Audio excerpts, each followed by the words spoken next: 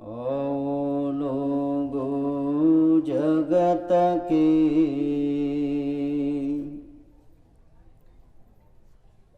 चले धाम के पंथ,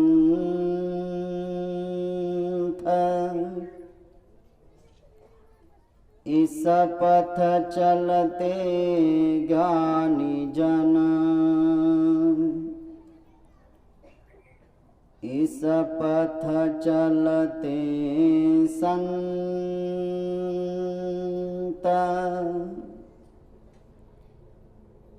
आओ मानव मानवी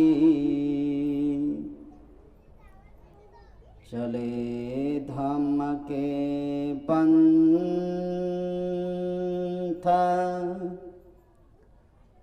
कदम कदम चलते हुए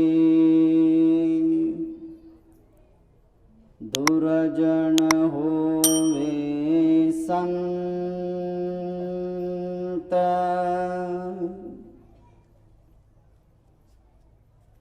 आजची श्रावण पौर्णिमा बुद्ध इतिहासामध्ये यालाही सुद्धा अनन्य साधारण असं महत्त्व आहे. प्रत्येक पौर्णिमेला तर आहेच.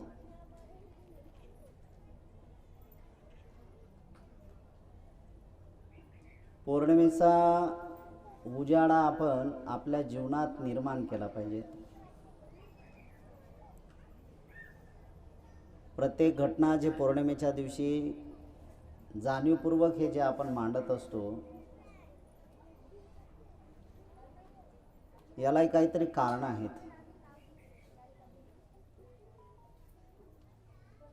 तसा जर विचार केला तर भगवंताचे प्रवचन तर पौर्णिमेच्या अमावस्येच्या यामध्ये तर होतच होते, पण अधिक मध्ये होत होते.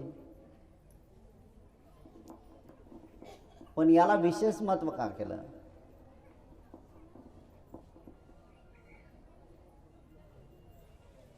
हे आपण शिकलं पाहिजे. पहिली एक गोष्ट आपण लक्षात घेतली पाहिजे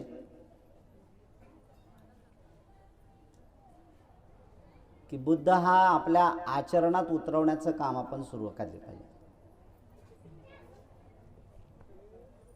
बुद्ध दाखवण्यात अर्थ नाही आहे. तो तुमच्या आचरणात किती रुतला, तो तुमच्या आचरणात किती आला, त्याला अधिक महत्त्व आहे.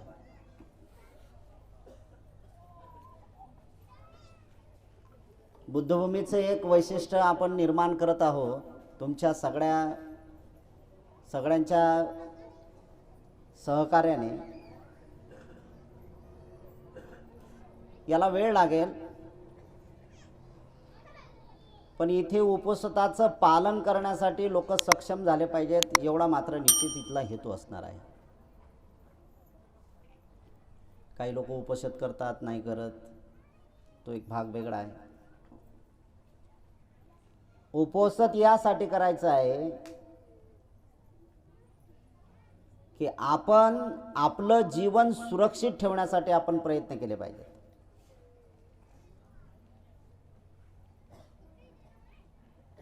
जसं जर पक्षी बघितले आपण, तर त्या पक्ष्यांचं एक वैशिष्ट्य आपण जर बघितलं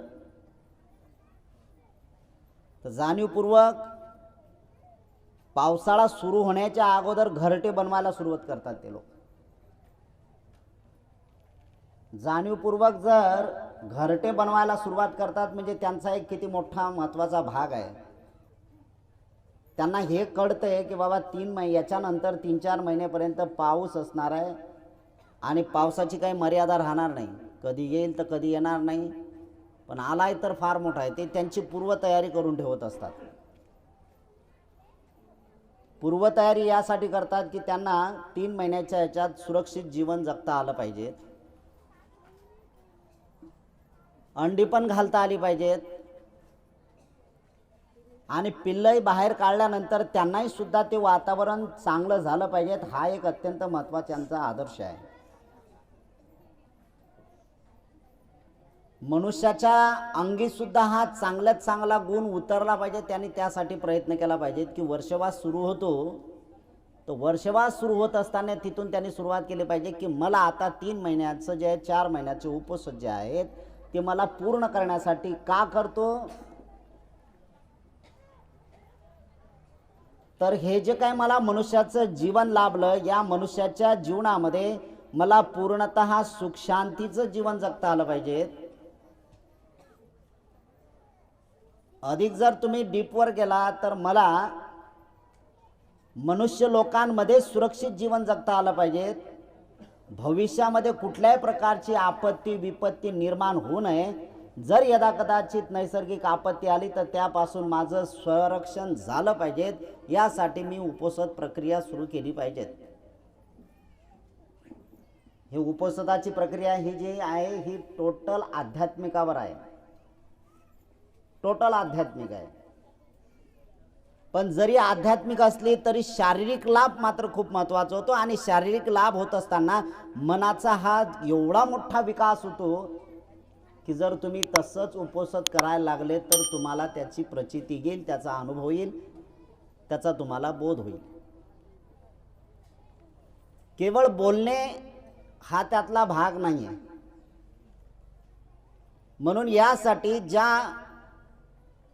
भगवान अरहंत सम्यक संबुद्धाच्या पिढीच्या नंतरच्या गोष्टी ज्यांनी जे सुरक्षित करून ठेवल्यात, तो एक महत्त्वाचा दिवस होतो की श्रावण पौर्णिमेपासून जे काही सुरुवात केलेली आहे, धम्म सुरक्षित ठेवण्याचं काम केलेलं आहे, धम्म संगायनाचं काम त्यांनी सुरुवात केलेलं आहे, संगीतीच्या निर्मातेचा हा काम सुरू केलेला आहे.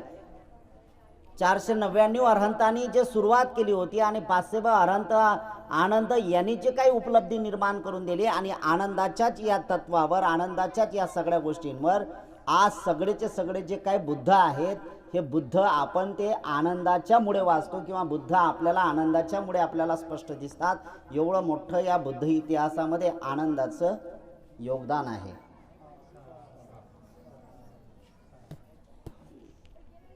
याला आपण काय करू शकतो, तर एक महत्त्वाचं आहे की मी कुठल्याही धर्माशी कंपॅरिझन नाही करत.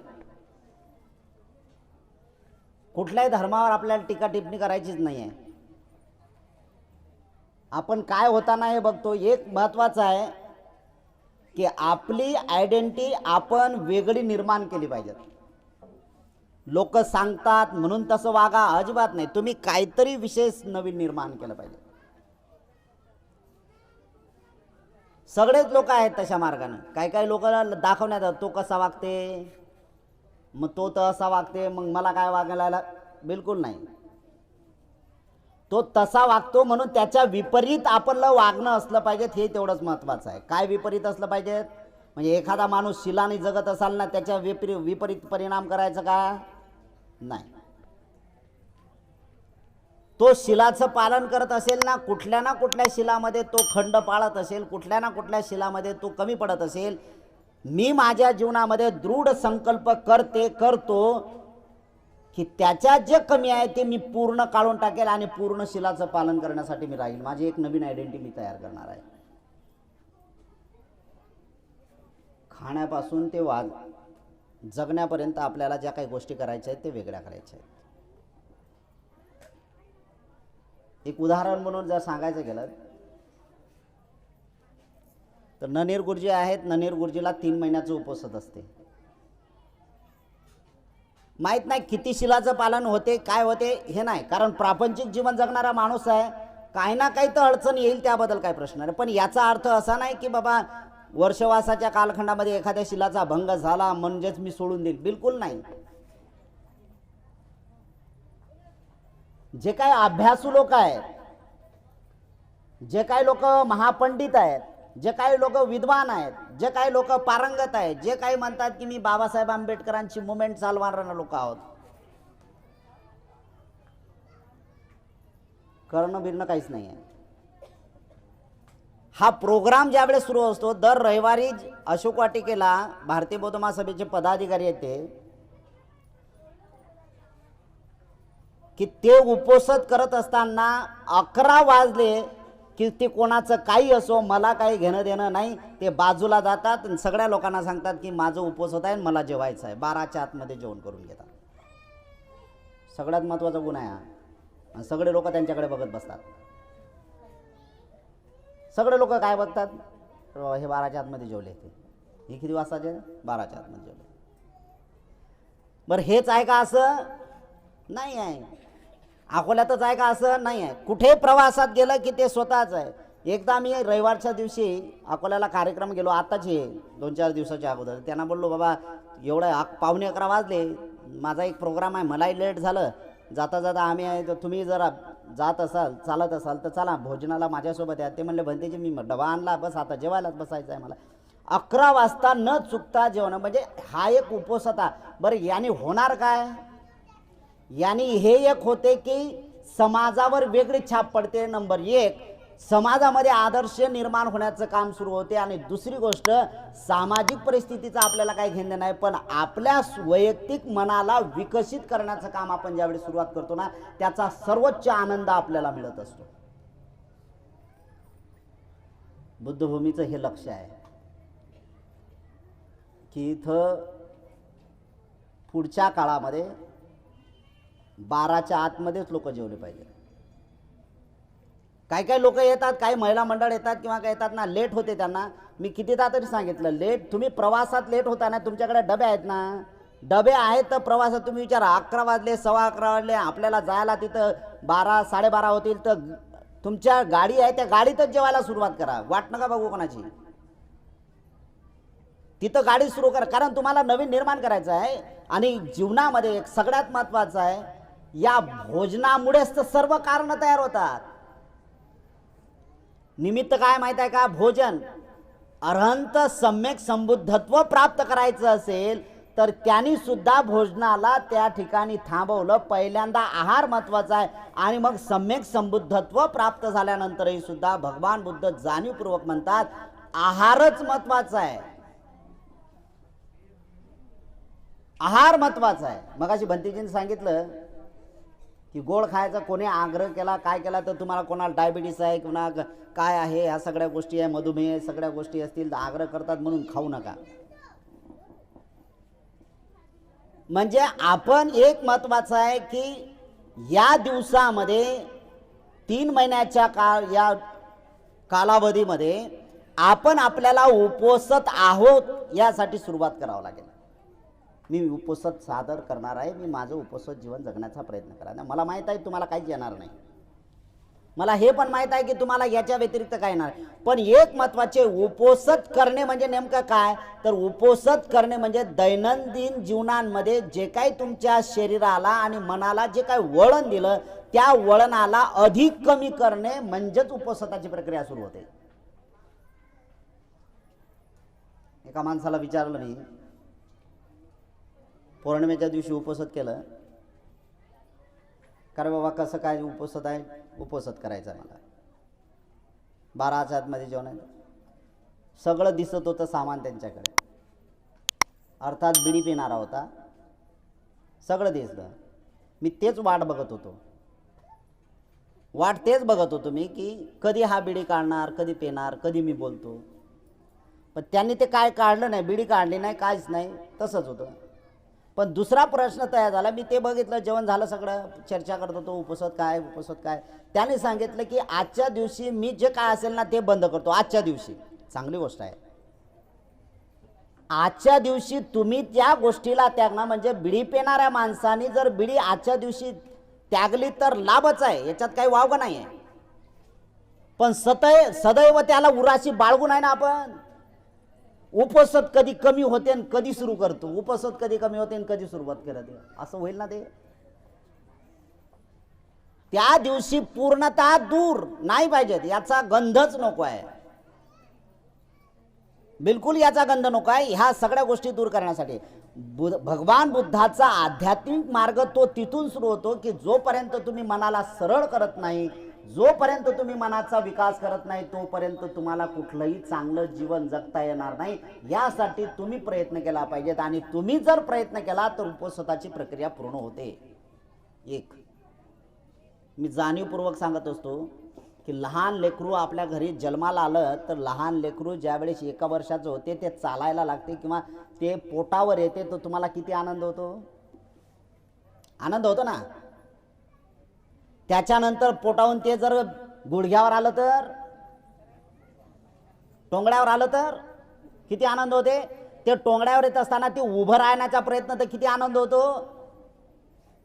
त्याला आधार देताय का नाही तुम्ही. उभं राहण्यासाठी काय करता तुम्हाला माहित आहे, ते घाबरते त्याला माहित आहे, पण त्याला हे पण माहित आहे की मम्मी किंवा पप्पा किंवा घरातले जे मोठे जे आहेत ते आधार देतात. मग त्याला आपण बोट लावता का नाही, बोट धरतात त्याचं, त्याला उभं करतात. त्याला पूर्ण खात्री असते की याच्या हाताला याच्या बोटाला मी पकडलेला आहे, मी पळत नाही. तुम्ही काय करता की अधिक तुमचा हौसला वाढवण्यासाठी, त्याचाही हौसला वाढवण्यासाठी हळूच त्याचं बोट सोडून देता तुम्ही. तो उभा राहिला की किती आनंद वाटते, त्यालाही आनंद वाटते. तुमचा आनंद तो घेते आणि तुमचा आनंद घेतल्यानंतर त्या आनंदाची एक सुरुवात होते ना. तर ती एक आनंदाची सुरुवात, दोघांचा एकमेकाला जो आनंदाचा भाग आहे तो अत्यंत महत्त्वाचा आहे. आणि ज्यावेळेस तो एक एक पाऊल टाकायला सुरुवात करतो त्यावेळेस किती आनंद होतो, किती आनंद होतो माहिती आहे ना. अरे बापरे, विचारू नका.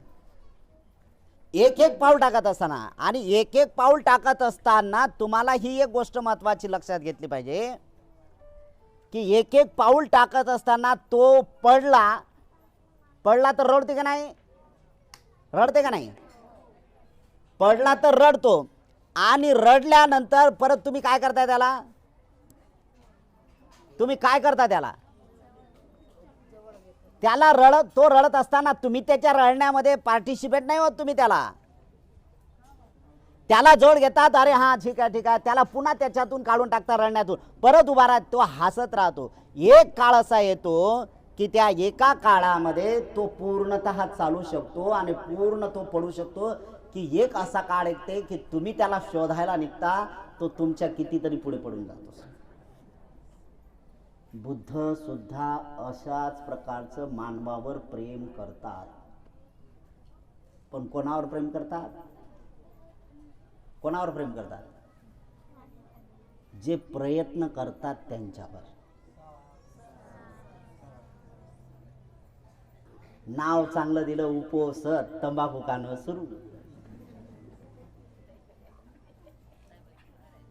आम्हाला उपोषण आहे ना, काय महिला मंडळ येते ना माझ्याकडे, ते चालूच असते त्यांचं नाव उपोषण. नाही आम्हाला वंदना घ्यायची आहे,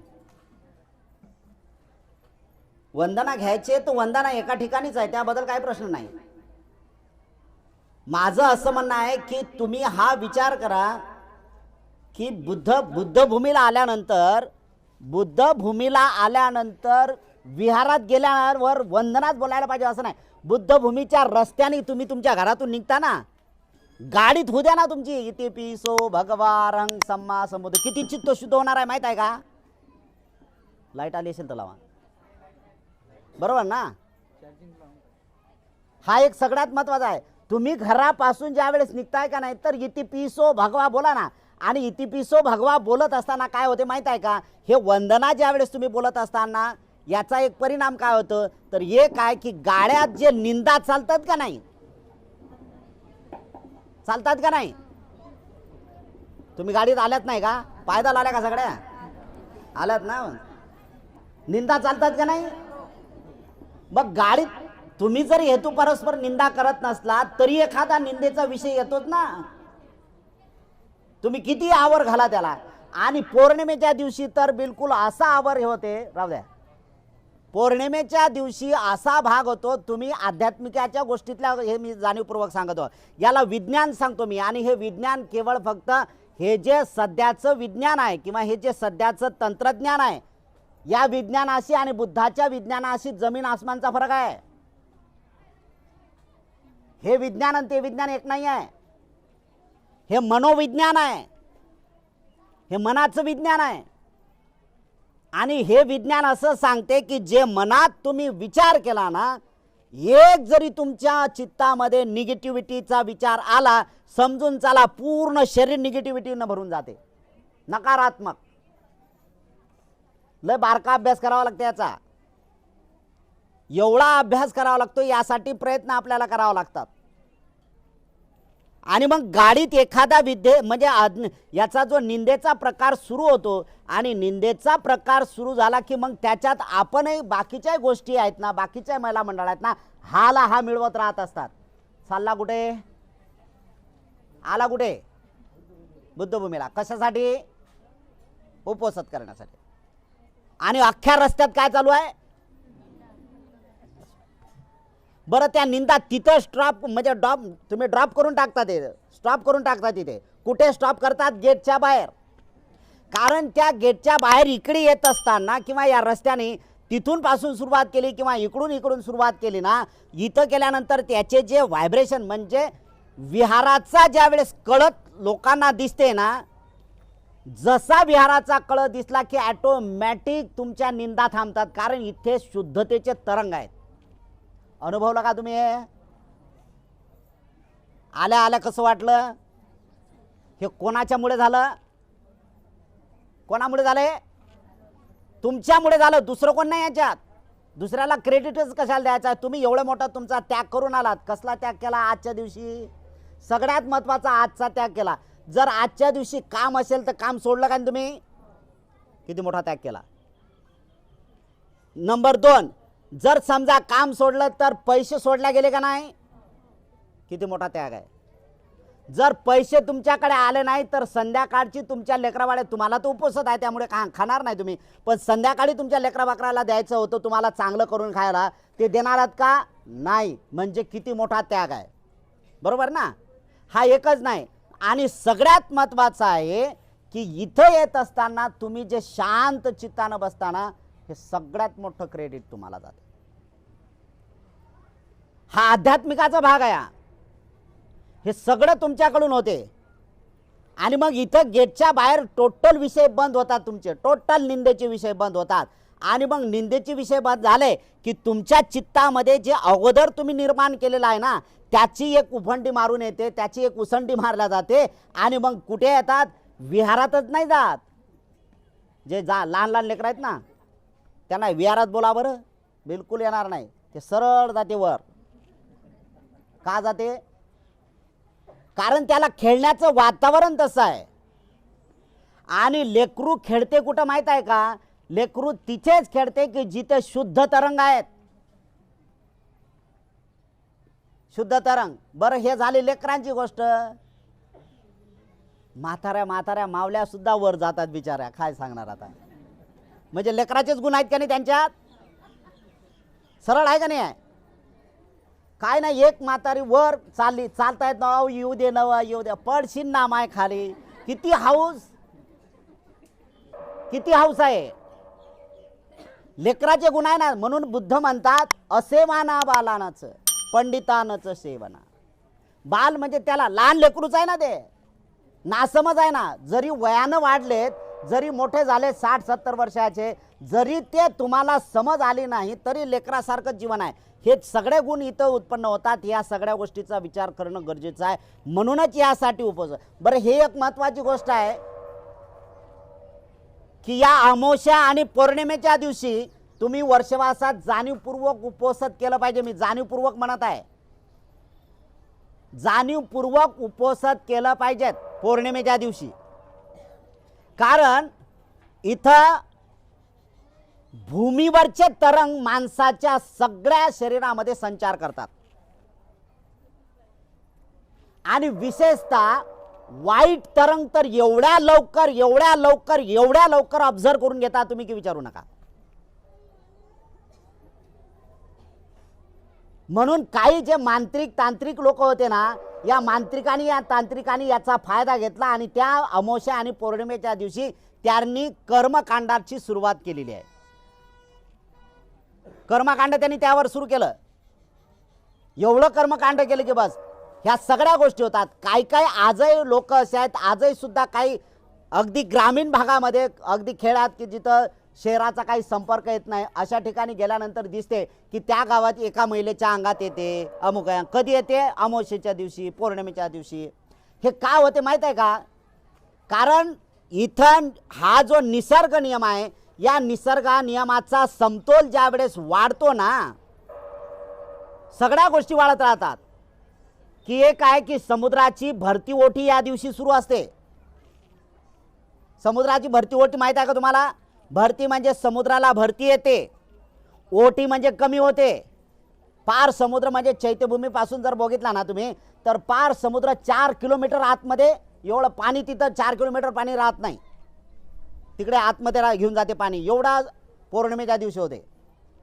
अमावस्याच्या दिवशी एवढी लाट येते, मोठमोठ्या लाटा की 25-25, 30-30 फुटाच्या उंच लाटा फेकल्या जातात. एवढ्या लाट आहे. काय होते, या भूमीवरचा जो काही इथला समतोलचा भाग ज्यावेळेस पौर्णिमा अमावस्या या दिवसामध्ये जे प्रक्रिया करत राहते, ते तसंच तुमच्या शरीरावर होते. म्हणजे पृथ्वी तलावावरचा भाग जर बघितला तर आपण फक्त 29% जमीन आहे आणि 71% पाणी आहे. शरीरामध्ये सुद्धा हेच काम आहे. आपल्या शरीरामध्ये 71% पाणी आहे आणि 29%ची ठोस भूमी आपल्याला दिसते. याला स्कंद म्हणतात. कुठला स्कंद? पृथ्वी स्कंद. हा पृथ्वी स्कंद आपल्यात 29 आहे. आणि जलवायू हे किती आहेत आपल्या ह्याच्यात? 71% आहेत. रक्त आहे, शंभूड आहे, लाड आहे, पाणी आहे, जे काही शरीरात घाम आहे, हे 29 म्हणजे 71% आहे. आणि या ज्यावेळेस जमिनीवर परिणाम होतात तसे शरीरावर होतात आणि उथल फुथल शरीरामध्ये होते. चित्ताचा समतोल त्या ठिकाणी दूर होतो आणि चित्ताचा ज्या व्यक्तीचा समतोल ढासाळला जाते त्याच्यावर करणी केल्या जाते. कारण चित्त गडबड झाली ना चित्ताची. मग काय महिला काय म्हणतात, आज मला कसं तरी व्हायला लागलं. कसं व्हायला लागलं? काही गोष्टी सांगू शकत नाही. आणि जर बुद्धाच्या भाषेत जर सांगायला गेलं किंवा विपश्यनाच्या माध्यमातून जर सांगायला गेलं तर त्या दिवशी तुमचं चित्त काय करते? उद्धोच्च कुक्कुच्च होते. काय होते उद्धोच्च कुक्कुच्च? तर उद्धोच्च कुक्कुच्च म्हणजे मनाची, ज्याला आळस म्हणतो आपण, मनाचा आळस होतो. मनाचा आळस पाहिला का? कधी कधी काय होत आहे की शरीराचा आळस दिला तर तुम्ही काय करणार आहात? हात पसरणार, पाय पसरणार किंवा ह्या सगळ्या गोष्टी हे होतात नाही. हा शरीराचा आळस आहे. आणि मनाचा काय करणार? मनच लागून नाही राहिलं. पण मन कसं लागत नाही? मन लागत कसं नाही? म्हणजे मनाचा बेचैन आहे ना. मग काय मनाचा बेचैनपणा घालवण्यासाठी काय लोक काय करतात माहीत आहे का? तर काही लोक जाणीवपूर्वक याला क्रिएट करतात. मग गाणे ऐका, गाणे बेचैनी वाढली की काय करतात? असे गंभीर गाणे वाजवतात की विचारा. सिनेमातली एवढे गंभीर गाणे वाजवतात की विचारा. तो त्याच्यात लोटपोट होतो. मग जरा बरं वाटते त्याला. ह्या सगळ्या गोष्टी होतात ना, हे दूर करावं लागेल. औद्धोच्च कोकोच्च जर तुम्हाला घालवायचा असेल तर त्या ठिकाणी मनाचा पूर्ण समतोल तुम्हाला राखावा लागेल. आणि मनाचा समतोल राखण्यासाठी पहिलं काम करावं लागेल तुम्हाला उपोषथ. काय करावं लागेल? उपोषथ करावं लागेल. आणि जर उपोषथ जर व्यवस्थित झालं तर मन सुद्धा चांगलं होते. मन सुद्धा चांगलं होते. मनाचा भाग आहे ना. मनाला जर चांगलं करायचं असेल तर तिथून सुरुवात करावी लागेल. आणि मनाला जर चांगलं करायचं असेल तर पहिल्यांदा बुद्धाने शील सांगितलं. आणि या शीलामध्ये जाणीवपूर्वक ही गोष्ट सांगितली की ज्या माणसाला आपल्या जीवनामध्ये परिपूर्णता साधायची आहे आणि जीवन सफल करायचं असेल तर त्यांनी पहिल्यांदा आहारावर नियंत्रण करा. काय करा? म्हणजे तोंडावर संयम ठेवा. तोंडावर संयम ठेवा म्हणजे सगळे पदार्थ तुमच्याकडे आहेत. दर पौर्णिमेला चारिकात आता किती महिला येतात, किती उपासिका येतात. महिला नाही म्हणणार आता, उपासिका येतात किती. तर त्या उपासिका येत असताना हळूहळू एक एक एक एक पदार्थ टाकत बघा. कोणाच्या घरचं कसं कसं कसं, आमच्या घरचं का कसं करणार? जेवढं पाहिजे तेवढंच पात्रात घेतल्या जाते आणि ते मिक्स करून खाल्ल्या जाते. कोणाच्या घरची कशी चव, कोणाच्या घरची कशी चव, काय तर स्पेशल करतात. भंतीजी हा चांगला पदार्थ बनवला, हा तुमच्यासाठी, हा तुमच्यासाठी. अरे टाका, नंतर होईल ते काम. हे सगळं मनाचा संयम राखण्यासाठी या सगळ्या गोष्टी आहे. म्हणून पहिल्यांदा आपल्याला आहार कमी करावा लागेल. आहार कमी करावा लागेल म्हणजे पौर्णिमेच्या दिवशी तर जाणीवपूर्वक तुम्ही जर 3 चपात्या खाणार असाल तर 2.5 चपात्या खा. भूक ठेवा तुम्ही. आणि काय काय लोक, काय काय उपासिका उपवास करणारे आता म्हणजे आम्ही तो उपवास करतो पण लय कठीण आहे. अरे कठीण आहे म्हणूनच सरळ आहे ना, कठीण आहे म्हणून सरळ आहे. आणि कठीणातूनच माणूस घडत असते. तुम्हाला जर साधं साधं सोपं सोपं म्हटलं असतं तर काय, तुम्हाला माहित आहे साधं आणि सोपं काय, याच्यात तर काही लागत नाही. जरा एखाद्या देवाच्या जवळ गेलं, नैवेद्य तयार केला, बस देवाच्या जवळ टाकलं, खाशील तर काय ना तर नको, तुझ्यासाठी बनवलं, झालं. किती सोपी आहे. बुद्धाला नाही जमत असं, बिलकुल बुद्धाला नाही जमत असं. बुद्ध त्या माणसावर, बुद्ध त्या उपासिकेवर, बुद्ध त्या उपासकांवर एवढं मैत्रीपूर्ण प्रेम करतात, एवढी मैत्री करतात त्याच्यावर, की ते लहान लेकरू प्रयत्न करताना चालताना ते हळू पडते आणि उठते, पडताना उठताना ह्या सगळ्या गोष्टी होताना ते भगवंत बघतात आणि स्मित करतात. आणि स्मित करत असताना ह्या सगळ्या गोष्टी घडतात. आणि बुद्ध त्याच्याकडूनच उमेद करतात. बुद्ध त्याच्याकडूनच उमेद करतात ना. अरे हा जर पडला तर बुद्ध त्याला उठवतात आणि सांगतात, अरे हेच जीवनातलं रहस्य आहे, हेच जीवनातलं स्वारस्य आहे आणि हाच जीवनातला मार्ग आहे की या जीवनातल्या मार्गाची सुरुवात आपल्याला करावं लागेल. त्यासाठी सर्वात प्रथम उपोषण केलं पाहिजे. आणि उपोषण करणाऱ्या व्यक्तीने मी जाणीवपूर्वक सांगतो की या दिवसामध्ये आपण 8 शिलाचा पालनाचा पहिल्यांदा पूर्ण भाग आपल्याजवळ ठेवा. हा विचार नाही करायचा. 8 शिलाचं आपल्याला 8 शिला घ्यायच्या आहेत म्हणून आम्ही किती वाजता शिल देतो, 10, 10:30, 11 वाजता आम्ही शिला देतो. कारण जे जे लवकर लवकर येतात त्यांना माहीत आहे, बिचारे येत नाहीत काय आणि वरून म्हणतात की उपोषण काय. काय काय लोकांचा एक प्रश्न आहे की उपोषण करतो पण शील घेतलंच पाहिजे असं आहे का, हा पण प्रश्न आहे ना. काय काय महिला म्हणतात आम्ही उपोषण घेतलं मग शील घेतलं का, नाही शील काय नाही, आम्ही पंचशील घेतलं ना मग उपोषण कसं होईल, उपोषण होईल कसं. उपोषण करण्यासाठी तुम्हाला शील महत्वाचं आहे. शील काय, शील दुसरं तिसरं काय नाही. काय काय लोकांना म्हटलं शील, अरे बाबा शील नाही जमत आम्हाला. अरे शील कसं नाही जमत. आपण पहिल्यांदा आपल्यावर प्रेम करायला शिकलं पाहिजे. एक त्याच्यात ही जाणीवपूर्वक गोष्ट आपण केली पाहिजे की मी किती भाग्यशाली आहे, मी किती भाग्यवान आहे की माणसामध्ये जन्माला आलो. प्राण्यांमध्ये जन्माला असतो तर काय गत झाली असती, उपोषण करता आला सगळा नाही. प्राण्यांमध्ये जन्माला आलं, उपोषण करता येत नाही. आणि मग मला मनुष्याचा जन्म लाभला तर अनंत सम्यक संबुद्धाने जर केलं तर मग मी का करू नये, कारण आपण तेवढे नाही आहेत. हा एक विचार महत्वाचा आहे. इथं दररोज आपल्याला करावं लागते किंवा एका महिन्यातून आपल्याला 2, 3 किंवा 4 वेळा उपोषण करावं लागते. पण याच्या अगोदरचा प्रश्न अनेक भिक्षूंनी भगवान बुद्धाला विचारलेला आहे, अनंत सम्यक संबुद्धाला विचारला. भगवान तुम्ही जे वारंवार म्हणता की उपोषण, मग हे जे अगोदरच्या 27 बुद्ध झालेले आहेत, या 27 बुद्धाच्या याच्यात उपोषण होतं का. त्यावेळेस भगवान बुद्ध पुब्बे निवासती यातलं स्मरण करतात, म्हणजे पूर्वजन्माचं स्मरण आहे. हे ऐकायला तुम्हाला वेगळं वाटते, पूर्वजन्मातलं कसं काय असणार बा. एक गोष्ट आहे की तुम्ही त्या डिग्री पर्यंत गेलाच नाही तर तुम्हाला डिग्रीचं माहित काय होणार आहे. काय काय लोक म्हणतात ना, नाही हे तर भाकळ कथा आहेत अमुक आहे. अरे ठीक आहे बाबा, भाकळ कथा आहेत. एक आहे सगळ्यांना माहित आहे, अमेरिका आहे, सगळ्यांना माहित आहे. अमेरिका आपण पाहिली का कोणी, अमेरिका कुठल्या खंडात आहे आपल्याला माहित आहे का. फक्त नाव ऐकून आहे की आम्ही अमेरिका नाव ऐकून आहे, पण अमेरिका साक्षात पाहिले नाही. पण जे ॲक्च्युली ते तिथं जाऊन आले त्यांना माहित आहे ते अमेरिका सांगतील का नाही. भारतातून एवढ्या 1000 किलोमीटर आहे, एवढा वेळ लागते, 15 तास लागतात. काय काय लोक आहेत की बाबा इथून सूर्योदय झाला की तिकडे सूर्योदय होईपर्यंत होते, कारण इकडे अंधार झाला की तिथं सूर्योदय होते, तिथे सूर्यास्त झालं की इथं सूर्योदय होते.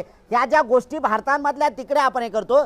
तर विमानानं जात असताना इथं जर तुम्ही सकाळी निघाला तर तिथे 15 तासात असताना तिथे सूर्योदयच होतो. आपल्याला एवढा अवधी लागते आपल्याला. पाहिली नाही म्हणून आपण या सगळ्या उपोषण प्रकाराच्या माध्यमातून आपण कुठंपर्यंत गेलोच नाही तर आपल्याला ही काही गोष्ट कळणार नाही. त्यासाठी आपण हे गोष्ट केली पाहिजे की मी तिथपर्यंत जाण्याचा प्रयत्न केला पाहिजे. जसं की उपोषत म्हणतात आणि त्याच्यातून पुब्बे निवासती हा शब्द प्रयोग येतो. मग पूर्वजन्मातलं ज्ञान जे आहे हे पूर्वजन्मात काय पूर्वजन्म असेल का? मग पूर्वजन्माचं जर तुम्हाला प्राप्त करायचं असेल तर ते डिग्री प्राप्त करावं लागेल आणि ते डिग्री प्राप्त करायची असेल तर तुम्हाला ते पहिल्यांदा पहिल्या वर्गापासून तुम्हाला शिकत पुढे जावं लागेल तर पुढे जाता येईल ना. हा बुद्धाचा मार्ग आहे. हे करत असाला. दुसरी एक महत्त्वाची आहे की काय लोक उपोषण करत असताना सांगतात की या अगोदर मी उपोषण केलं नव्हतं मग पण यावेळेस उपोषण करायला लागलं. काय झालं माहित आहे का? मला एवढे चांगले स्वप्न पडायला लागले, खूपच चांगले. उपोषणाचा परिणाम होते. काय होते बरं? हे काय म्हणजे उपोषण केल्यानंतर तुम्हाला स्वप्न चांगले पडले असं होईल का? नाही होत. ही एक महत्त्वाची गोष्ट आहे की तुम्ही उपोषण करायला लागले म्हणजे याचा अर्थ तुमच्या चित्ताला तुम्ही एवढं काही सक्षम बनवलं की तिथं वाईट विचार धारण करतच नाही.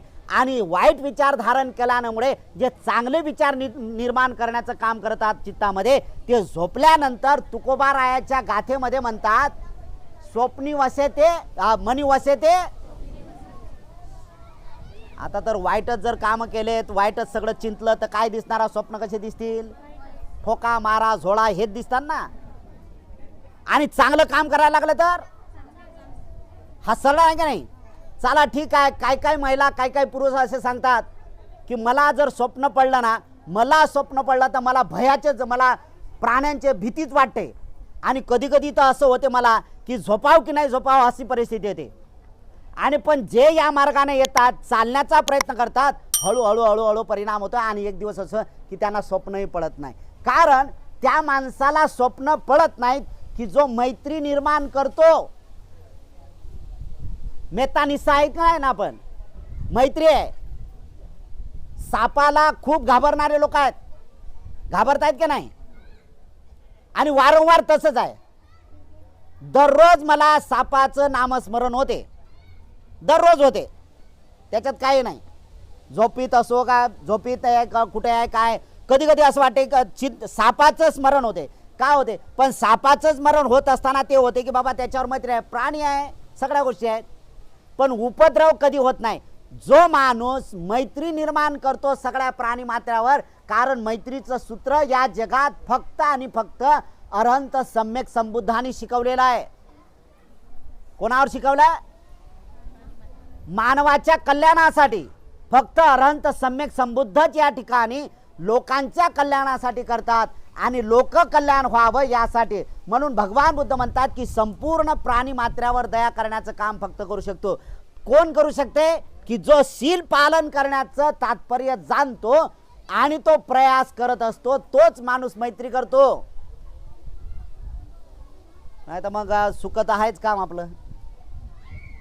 नाही तुझं भलं हो सगळं. आज मैत्री ऐकली ना आपण, आज मैत्री आली की हां मैत्री केले पाहिजेत. कधी महिलांचा विषय येते आणि महिलांचा विषय असला की मग महिला लगेच भावनिक होता आणि सांगतात की नाही आम्ही खरंच एकमेकीशी मैत्रीनं वागलं पाहिजे. सगळं आहे त्यांच्यात परिणाम होतो. परिणाम असं होतं की लगेच ते त्यांचा रिप्लाय द्यायला सुरुवात होता. आणि मग शेजारींचं त्याचं असलं ना तरी म्हणतात तुझं भलं हो अमुक हो तमुक. आणि ती जर समोर दिसली की झालं वाटवड सगळं. काय परिणाम झाला? मनातला जो ग्रह आहे, मनातल्या ज्या काही गाठी आहे त्या गाठी दूर नाही गेल्यात ना अजून. धाडस करा ना, एखाद्या वेळेस आपण धाडस करा. मनावर एवढा दगड ठेवा की माझी दुश्मनी नाही, माझी कोण निंदा करणार आहे, माझं कोणी विरोधक आहे किंवा माझं कोण शत्रू आहे असं म्हणणार आहेत ना. तर एकदा तर तुम्ही मनावर धाडस करा ना, पूर्ण दगड ठेवा मनावर आणि सांगा मी माझे हे शत्रू म्हणते ना, या शत्रूशी मी आता मैत्री करायला शिकणार आहे. होऊन जाऊ द्या काय होते ते बघू आपण काय कराल. प्रयत्न कराल तर ना, एकदा दोनदा तीनदा हा परिणाम होईल. आणि 1 2 3 हा जर प्रयत्न केला तर आपण आपल्या जीवनामध्ये खऱ्या अर्थाने सुरू. म्हणूनच उपोषणाची प्रक्रिया पूर्ण करण्यासाठी आपल्याला शील पारामिता हे पूर्ण करावं लागेल. आणि शील पारामिता करण्यासाठी आपण मार्ग हा अनुसरला पाहिजे. म्हणून भगवान बुद्ध म्हणतात की त्या मार्गाने जाण्याचा प्रयत्न करत असताना पहिल्यांदा आपल्याला पायरी गाठावा लागेल शीलाची. शील पारमिता हे महत्वाचं आहे. शील भगवान बुद्धांनी या जगात भगवान बुद्धांनी मानवासाठीच सांगितलं असं नाही, संपूर्ण प्राणी मात्र्यांसाठी सुद्धा शील हा महत्वाचा भाग सांगितलेला आहे. मग शील काय तर शील म्हणजे सदाचरण. घाबरण्याची बाब नाही आहे. आहेत काय काय लोकांना सगळ्यांना सवय असतात, एवढ्या सवय असतात की बाबा एखाद्या माणसाला शिव्या देण्याची सवय असते. कधी बोलायचं असलं की शिव्याच. एवढ्या शिवाय म्हणजे कधी कधी असा परिणाम होतो की बोलत असताना साधं बोलायचं असलं तरी मात्र शिव्याच असतात. गावात काहीतरी माणसं असतात असे, एखादा दुकट माणूस असतो असा, बोलायचं असलं तरी शिव्याच, हाक मारायचं असली तरी, बायकोला आवाज द्यायचा असला तरी शिव्यातच, लेकराला बोलायचं शिव्याच. आणि मग त्याला चांगलं बोलायचं म्हटलं तर जमत नाही ना. आणि मग त्याचा परिणाम असा होतो त्या संपूर्ण लोकांवर, त्याच्या आजूबाजूच्या सगळ्या अवतीभोवती जे लोक असतात त्यांच्यावर असा परिणाम होतो की त्यांना काहीच वाटत नाही त्याचं. अरे कर्म किती भयानक होत चालले, कर्म किती भयानक होत चालले. एवढे कर्म भयानक होत चालले की याचा परिणाम जाणत नाही. मग शिव्या शिव्या शिव्या कसं होईल. बुद्ध तेच म्हणतात की तुम्ही दैनंदिन जीवनामध्ये आपण आपला व्यवहार आहे तो आपला व्यवहार आपण दुरुस्त केला पाहिजे, आपला व्यवहार आपण बदलला पाहिजे. जर तुमचा व्यवहार तुम्ही जर बदलला तर उपसताची प्रक्रिया सुरुवात होते आणि तो उपसताचा भाग आपल्याजवळ ठेवणं अत्यंत महत्त्वाचं आहे. बुद्ध ते जाणीवपूर्वक सांगतात आणि मनुष्य लोकांवर विशेष मैत्री करतात, विशेष मैत्री करतात भगवान बुद्ध. आणि माणसांना सांगितलं की उपोषण करा. भगवान बुद्धाला हे अनेक भिक्षूंनी विचारला की बाबा तुम्ही उपोषण ह्या सगळ्या गोष्टी बोलता, तर उपोषण बुद्धाच्या काळात होतं का नाही. तर त्यावेळेस भगवान बुद्ध पूर्व जीवनामध्ये जात असताना त्यांचं स्मरण करत असताना तिथून सांगतात की उपोषण त्या काळाचं होतं ना, तर त्या काळातलं उपोषण ते खूप श्रेष्ठ होतं. कारण त्यावेळेचे लोक 80,000 वर्षातून एकचदा उपोषण करत होते. कोणागमना बुद्धाच्या काळामध्ये 80,000 वर्ष. त्याच्यानंतर बघ खाली येताना 60 वर्षापर्यंत दीपंकर बुद्धाच्या याच्यामध्ये आला तर 1 वर्ष उपोषण करण्याची गरज नाही. एकदा उपोषण घेतलं की उपोषण करण्याची गरज भासत नव्हती. पण आजच्या काळात भगवंत म्हणतात आजच्या काळात माणसाचं आयुर्मान कमी होत आहे आणि कमी असल्यामुळे त्याला उपोषणाची तेवढीच नितांत गरज आहे. अरहंत सम्यक संबुद्धाच्या काळामध्ये भगवान बुद्धांनी सांगितलं की मनुष्याने परिशुद्ध बनण्यासाठी 4 उपोषण केले पाहिजेत. किती? 4 उपोषण केले पाहिजेत. बरं परिशुद्धता कशा करायची आहे, यानं लाभ काय होणार आहे तुम्हाला. समजा उपोषण केला तर लाभ तर व्हायला पाहिजे का नाही, आहे का नाही. सगळं तुम्ही इथं येता आल्यानंतर काही लाभ होण्यासाठी जातात ना. काही असेल तुमचा हेतू तर तो नाही आज मला बुद्धभूमीला जायचं आहे, मला बुद्धभूमीला गेलं पाहिजेत. काय लोक इथून काय महिला मंडळ, मी असं ऐकलं माझ्या कानावर अशा गोष्टी आल्यात. काय असे जातात की काय सांगणार 3 वर्षाची आजारी होती मी एवढी आजारी होती मला काही जमलंच नाही, पण बुद्धभूमीला गेली ना तर माझा पाय सरळ झाला, मला जमलं. तिचं ऐकून तिसरी आली. हे सगळ्यात महत्वाचं आहे की हे तुम्ही देता. मग अशी दान आणलं, गव्हाचं आणलं, ज्वारीचं आणलं, बाजरीचं आणलं, तांदूळ आणले, खूप चांगलं आहे. याचा एक हिशोब सगळ्यांसाठी असते. दुसरी एक महत्वाची आहे, जे पैसे रूपी दान देता ना ते सगळं ट्रस्टमध्ये जाण्याचं काम सुरू झालेलं आहे.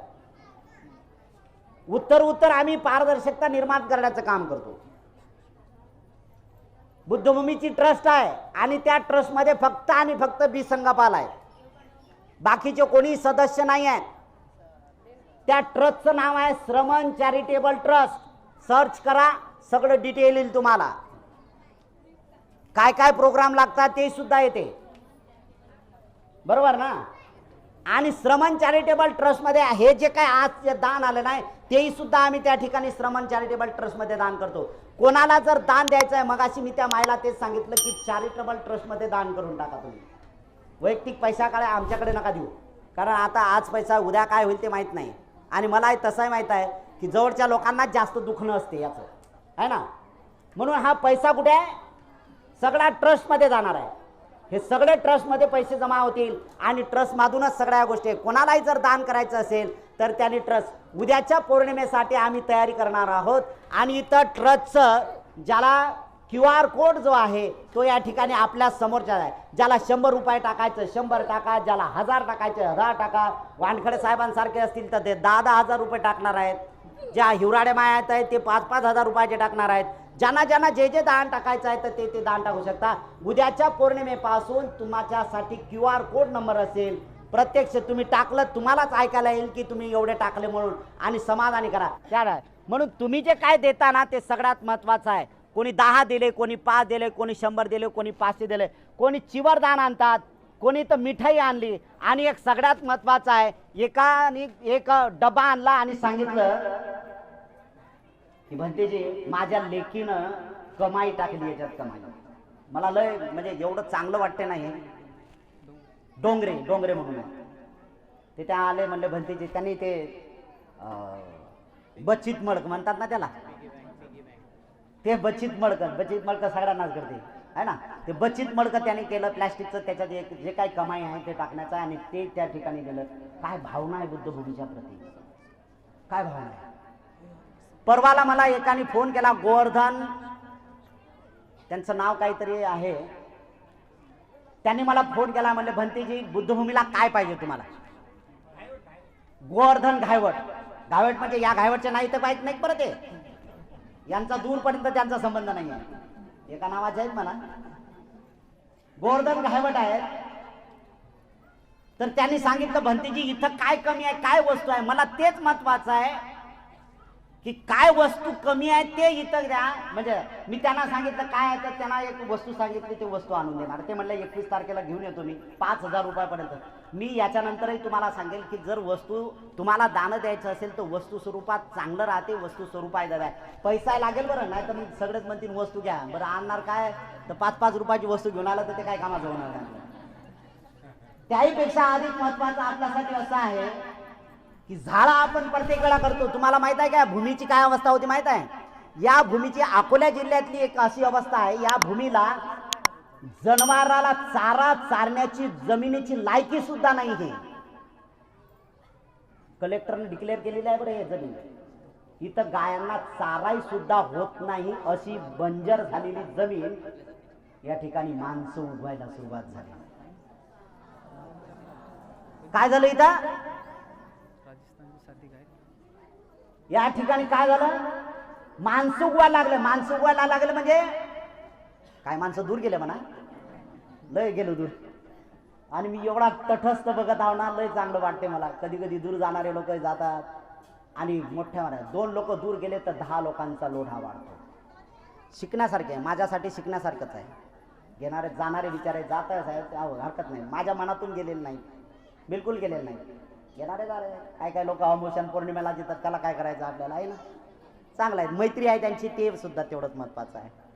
आणि अशा अवस्थेमध्ये सगळ्यांनी बघितलं. मी एक काळ अनुभवला, मला खरं सांगतो, मी एवढा भयभीत होतो ना इथे, भयानक भयभीत होतो. मी जर भयभीत असेल तर बाकीच्या गोष्टी किती भयभीत असतील.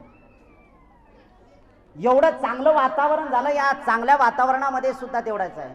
एक जयपूरच्या राजस्थानच्या कोणीतरी महिला आहेत, साधिका आहेत, त्यांनी सुद्धा दान देण्याचं इथं मानस केलेला आहे, दान दिलेलं आहे त्यांनी. अदर धर्मीय आहेत ते, आणि ह्या सगळ्या गोष्टी महत्वाच्या आहेत. अदर धर्मीय लोक या ठिकाणी येतात, तुम्ही तर तुमची नैतिक जबाबदारी पूर्ण करण्यासाठी आहात. 6,000 रुपयाचं दान केलं त्यांनी, आणि हा एक महत्वाचा भाग पूर्ण होताना दिसतोय. मी जाणीवपूर्वक सांगतो की ही भूमी सुरक्षित करण्यासाठी झाडांची महत्वाची अवस्था आहे, झाडं तेवढायचं आहे. पण माझं नम्रपणे आपल्याला सांगणं आहे, झाडं आणत असताना ते नका आणू ना. झाडं आणत असताना 5-6 फुटाचे झाडं आणा, की जेणेकरून आम्हाला एखाद्या दिवशी पाणी नाही टाकलं ना तरी ते झाड तगले पाहिजे.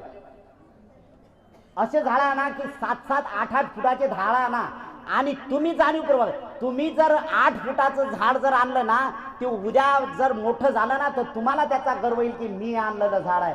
तुम्ही आणता अगदी 1-1.5 फुटाचं झाड आणि कुठे गेलं काय गेलं माहीत नाही, संपलं का. हे तशीच जमीन दगडाची जमीन आहे, त्यामुळे काय होणार आहे. म्हणून झाडं आणत असताना मोठे झाडं आणा, पण त्या झाडाला लागणारं जे काही मटेरियल आहे ते घेऊन येत चला बरं. आता उगीच फक्त द्यायचं आणि नैतिक जबाबदारी झाले आमचं घेतरा टोले तुम्ही, असं नका काम करू जाऊ. आणि अक्षरशः आम्ही हे केलं इथं, मी स्वतः पाणी टाकलेलं आहे. आमचे श्रद्धा बाल भंतीचे तर रात्री 11-11, 10-10, 11-11 वाजेपर्यंत पाणी टाकतात. यांचं लय योगदान आहे इथे, माझ्यापेक्षा जास्त योगदान यांचं आहे, खूप चांगलं योगदान आहे. आणि मग ह्या सगळ्या गोष्टी लोक करत असताना आपण ते केलं पाहिजे. 11-11 वाजेपर्यंत जर हे सगळ्या गोष्टी करतात तर तेही सुद्धा आपण लक्षात घेतलं पाहिजे की जर मोठे झाडं जर आणले आपण तर मोठ्या झाडाचा एक खूप चांगला परिणाम होतो आणि मोठे झाडं दिसतात. हे एक शिरसाट साहेबांनी झाड दिलेलं आहे. कुठले आहेत माहीत आहे का तुम्हाला? शिरसाट आहेत. ते चंदन लावणारे काळेशार आहेत ते रंगाने, पण चंदन बँकेमध्ये होते. त्यांचं नाव नाही शिरसाट आहेत एवढं मला माहीत आहे. पण जगत शिरसाट गुरुजींचे ते नात्याने चुलते लागतात, विवऱ्याचे आहेत ते. त्यांनी आणून ठेवला होता हा बोधिवृक्ष, त्याची कटिंग केली आणि एवढा मोठा बोधिवृक्ष झाला की तुम्ही उन्हाळ्यात येऊन बसायचं फक्त काय गोडवा वाटते याच्यात माहीत आहे का. आणि या सफेद गाडी आहे का नाही, या सफेद गाडीच्या पाठीमागं जो आहे ना तो बोधिवृक्ष बुद्धगयाचा आहे. कशाचा आहे तो? त्याला ओटा केलेला आहे. काय काय महिला म्हणा, काय काय पुरुष म्हणा त्याच्यावर जाऊन बसतात. काय अकुशल कर्म करणारे लोक आहेत बिचारे, समजत नाहीत मला. बसतात त्यांना काही वाटतही नाही त्याचं की आपलं काय हा ओटा. इतर झाडांना ओटे केलेले आहेत का आपण? मग इथं एवढं तर जरा डोकं चालवायला पाहिजे की याला का ओटा बनवला असेल. लॉजिक तर वापरा थोडंसं. तो बोधिवृक्ष आहे बुद्धगयाचा. गेल्या म्हणजे वैशाखी पौर्णिमेला आपण त्याचं पूजन केलेलं आहे, चांगली पूजा केली, जवळजवळ 1 तास पूजा आपण केलेली आहे. या ठिकाणी आपण जाणीवपूर्वक उन्हाळ्यात पाणी कमी पडते म्हणून आपण काय केलं की लोकांना प्रोत्साहित केलं की बाबा पाणी घेऊन या. कशात आणायचं आहे काय आहे तर आमच्याकडे साहित्य आहे. जे तायडे साहेब आहेत त्या तायडे साहेबांचं ए पोरी त्या झाडाला लटकू नको ना, ते त्यापेक्षा जास्त महत्वाचं आहे मला ते. त्या मायबापानं जन्म दिला ते वाळवणार का नाही, पण मी त्याला जन्म घातलेला आहे. कोणी लावलं ते त्या लावणार आहे ते केलं, पण त्याला पाणी आम्ही घातलं, त्याचं रक्षण जास्त करणार आहेत आम्ही. त्याचं एक जर पान तुटलं ना तर आम्हाला लय वाईट वाटते. हे सगळ्या गोष्टी महत्त्वाच्या आहेत. आणि मग ही गोष्ट आपण करत असताना लक्षात घेतलं पाहिजे की हे करताना आपण किती सुरक्षिताचं जीवन जगलं पाहिजे. तर तो बोधिवृक्ष आणून लावलेला आहे आणि त्या बोधिवृक्षाची सुरुवात केली. तायडे साहेबांनी पाण्याचे बाबा असं नाही तर त्यांनी मडक्या आणलेत, या मडक्यात पाणी टाका, त्याला एक वेगळं स्वरूप आहे. अंधश्रद्धेचं नाही आहे, बिलकुल नाही आहे. अंधश्रद्धेत ज्याला ज्ञान नाही, ज्याला ज्ञान नाही, काहीच नाही, बौद्ध धर्माचा बेस नाही, ते लोक अंधश्रद्धेचा पसारा फिरवण्याचं काम करतात आणि स्वतःला म्हणतात आम्ही अमुक आहोत तमुक आहोत हे आहोत ते आहोत. काय काय लोक तर म्हणतात आम्ही बोधाचार्य आहोत. अरे तुला राजा अजून ख येत नाही रे बौद्ध धर्मातला. ह्या सगळ्या गोष्टी जाणल्या पाहिजेत ना. आणि मग ही गोष्ट आहे की आम्ही पाणी लोकांना प्रवृत्त करण्यासाठी केलं. याला काही 108च मडके पाणी टाकलं नाही, आम्ही लय आणलेत. 150-60 मडके झाले होते इथे. कोणी कोणी बाटल्या आणल्यात पाण्याच्या, कारण तो भाव आहे, श्रद्धा आहे. बोधिवृक्षाला आपण हे केलेलं आहे. मला एक जाणीवपूर्वक म्हणायचं आहे की कोण असा दानदाता तयार होईल, मी नाव नाही घेत किंवा कोणाला हे करायचं, पण जाणीवपूर्वक दान प्रवृत्त करण्यासाठी आणि बोधिवृक्षाला कंपाऊंड करण्यासाठी जे स्टील आहे ना ते स्टील प्रदान करण्यासाठी की जो सुरक्षितता बोधिवृक्षात जी करेल त्याला अनंत जन्माचं पुण्य प्राप्त होईल असा कोणी दानदाता तयार होईल. त्यांनी स्टीलचं कंपाऊंडन करण्यासाठी मी जाहीरपणे या ठिकाणी करतो आणि त्यांनी त्याची पूर्ण पारंगतता करावी आणि आपल्या जीवनातलं अनेक प्रकारचं जन्मातलं दुःख कटवून जावं आणि सद्गतीला प्राप्त व्हावं असंही सुद्धा या ठिकाणी आवाहन करतो. दुसरी एक महत्वाची बाब आहे की अनेक प्रकारचं मी तुम्हाला जाणीवपूर्वक सांगतो की दर पौर्णिमेला काही ना काही कार्यक्रम येते, काही ना काही चमत्कार असतो. चमत्कारावर आपला विश्वास नाही पण चमत्कार होतो, होत आहे ना. काही ना काही चमत्कार काय होते, ते शेळ नाही तर हे शेळ झालं, ते शेळ नाही तर ते झालं, ते नाही तर ते बांधकाम, ते काय सतत सुरू आहे आमचं. याचा अर्थ असा आहे की तुम्ही दिलेल्या पैशाचं पूर्ण चित होताना दिसते आणि अधिक उत्तराउत्तर व्हावं, काम व्हावं यासाठी सुद्धा करतो. म्हणून जे जे साधक असतील त्यांना मी आवाहन करतो की आम्ही भविष्यामध्ये आता 2-3 महिने निघून गेल्यानंतर लगेच आम्ही निवासाची एक आपण साधिका भिक्षू संघाला जे बाहेरून येतात आणि माझा एक मोठा मानस आहे इथं भिक्षू संघाचं संघदान व्हावं हा सगळ्यात महत्त्वाचा मानस माझा आहे. जर यदा कदाचित तसा सहयोग जर मिळाला तर आपण नोव्हेंबर महिन्यामध्ये कठीण चिवरदानाची प्रक्रिया पूर्ण करण्यासाठी कटिबद्ध राहू. कठीण चिवरदान काय असते तर कठीण चिवरदान हे असते की स्वतः कापूस काढायचा, त्याचा धागा बनवायचा, त्या धाग्याचा कापड तयार करायचा, तो कापड रंगवायचा आणि त्या कापडाचं चिवर म्हणजे कपडा केल्यानंतर ते चिवर फाडायचं आणि ते शिवायचं. काही महिला हाताने शिवतील, काही महिला शिलाई मशीनने शिवतील. असं जर सगळ्यांना महत्त्वाचं स्थान प्राप्त करायचं असेल आणि कठीण चिवरदानाची सुरुवात करायची असेल तर एकदा सगळ्यांनी साधुकार द्यायला हरकत नाही. आपल्या कठीण चिवरदानासाठी हा माझा मानस आहे की नॉर्थ ईस्टमध्ये लोक जे आहेत म्हणजे 7 जे राज्य आहेत की 7 राज्य जे आहेत ना ते महत्त्वाचे आहेत.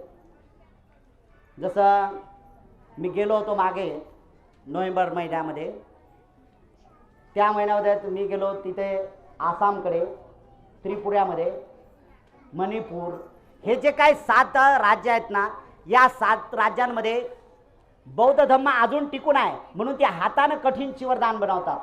माझा एक असा मानस आहे की आसामकडच्या किंवा त्रिपुराच्या ज्या महिला आहेत, विशेष म्हणजे जाणीवपूर्वक तुम्हाला सांगतो मी, तिथल्या ज्या तरुण मुली आहेत ना एवढ्या धार्मिक आहेत ना, भयानक धार्मिक आहेत, खूप धार्मिक आहेत. त्या महिला मंडळ जास्त धार्मिक आहे, रात्रभर करता. आणि रात्रभर मी त्या कार्यक्रमात होतो, माझे व्हिडिओ सुद्धा मी व्हायरल केलेले आहेत, फेसबुकवर सुद्धा नरेंद्र गुरुजींना ते पाठवलेलं आहे.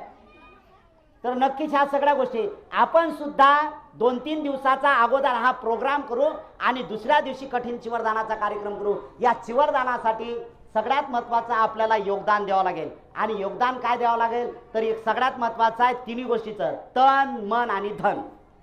तन म्हणजे शरीर, मन म्हणजे एक समाधीचा मार्ग पूर्ण करण्यासाठी मनाची शुद्धता, आणि धन म्हणजे पैसा.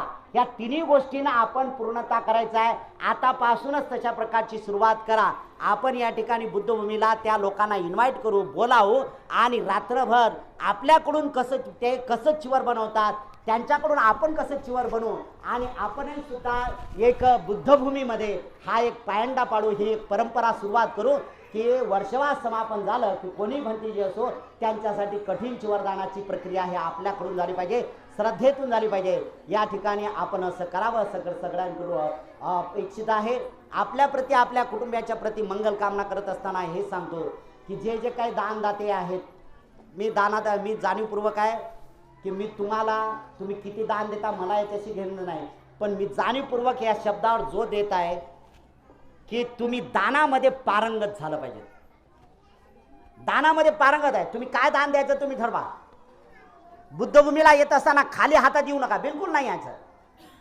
असेल ना ते एक मूठभर किंवा एक पिशवी भरून आहे ना, प्लॅस्टिक पिशवी आहे का नाही ते पन्नी, त्या पन्नीत पिशवी येत आहे ना, माती घेऊन या, बिलकुल खाली हातात नाही येतात. अरे हे लय दानाचं खूप म्हणजे आगळं वेगळं आहे. मी सगळ्यांना सांगतो, मी जाणीवपूर्वक दुसरं एक सांगत असतो की भिक्षूंची एक प्रक्रिया महत्त्वाची आहे की जसं आमचे श्रद्धाबाल भंतीजी आहे, या श्रद्धाबाल भंतीजीचे पूर्वजन्मीतले माता पिता आहे ज्यांनी फिजिकल बर्थ दिला, त्यांना जन्म दिलेला आहे, ते माता पिता आलेत ना तर माता पिता त्या भंतीजीसाठी येतात, पण त्या भंतीजीचे गुरुसाठी घेऊन येत असतात.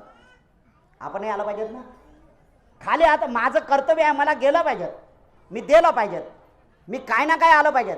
आणि कौटुंबिक जीवनातल्या लोकांचं तर हे पहिलं कर्तव्य झालं पाहिजे की मी काही ना काही आणलं पाहिजे. माझा भाऊ म्हणा, माझा बाप म्हणा, माझा चुलता म्हणा, माझा काका म्हणा, माझा कोणी जे काय नात्यात असेल, मुलगा म्हणा, तो माझा भिक्षू म्हणून झाला ना. हा जगत कल्याणाचा मार्ग आहे, जगद्गुरूचा हा सन्मार्ग दाखवण्यासाठी तो त्या लाईनीवर उभा आहे ना. तर त्याचा तो त्याग निष्पन्न करण्यासाठी, तो त्याग पूर्ण करण्यासाठी मला ते जीवन देत आहेत, मी का त्यांच्यासाठी देऊ नये. तर तुमच्यातला हिस्सा तुम्ही सुद्धा दान केला पाहिजे. म्हणून घरात आणि सगळ्यात महत्त्वाचे ज्यांच्याकडे शेती आहे ना, जाणीवपूर्वक सांगतो बरं, तुमच्या शेतीत जे काय असेल ना ते घेऊन येत जा, काही असो ना, काही असो. मी तर दुसरं असे सांगेल की कधी कधी तुमच्या शेतात तण वाढते का नाही, गवत वाढते का नाही, गवत मोठं तुम्हाला हाशावर नेता तुम्ही, मी सांगतो ते गवत वाढते का नाही, गवत मोठं मोठं झालं ना, 2-2, 4-4, 5-5 फूट झालं का नाही, ते कापान घेऊन या इथं. कारण ते जर गवत आणलं ते एखादी भिक्षूसाठी कुटी आपण निर्माण करू, लय मोठं दान होते ते. तण तण दान तण. आता याच्यापेक्षा काही गोष्टी सांगायचं आहे का?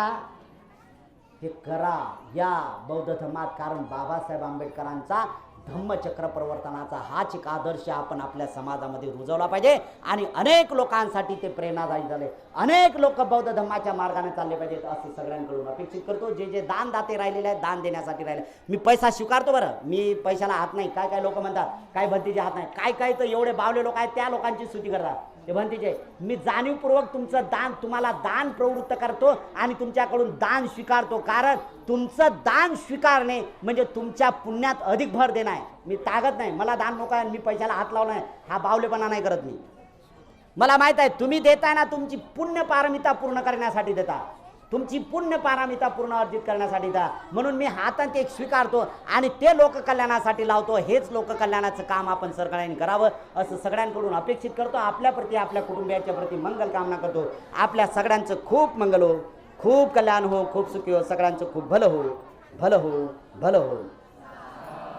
भवतु सब मंगलं रक्षन्तु सब देवता सब बुद्धानु धम्मानु संघानुभावेन सदा सोथी भवन्तु ते. धन्यवाद धन्यवाद. सुखी हो. चला धन्यवाद.